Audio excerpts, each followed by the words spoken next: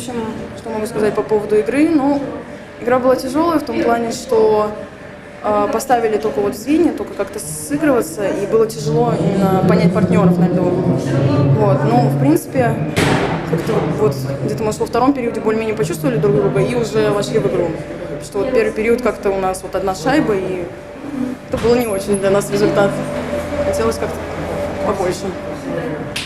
Какой момент сегодня в матче стал переломным, на твой взгляд? Ну, на мой взгляд, наверное, был переломным, когда забили вторую, третью шайбу. Наверное, вот все-таки вторую, потому что все-таки уж как-то 2-0, уже как-то полегче стало, скажем так.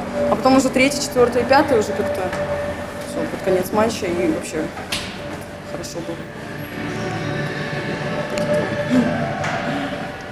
Сегодня показалось, что у команды было несколько моментов, когда просто жадничали, не отдавали и бросали сами. Может быть, от тренера получили нагоняй за это?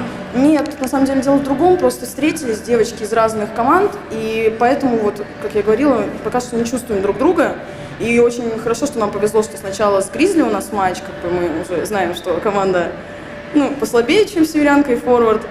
Вот. И мы как бы был план вкатиться в игру, почувствовать партнеров и уже на следующий матч настраиваться, уже более серьезно.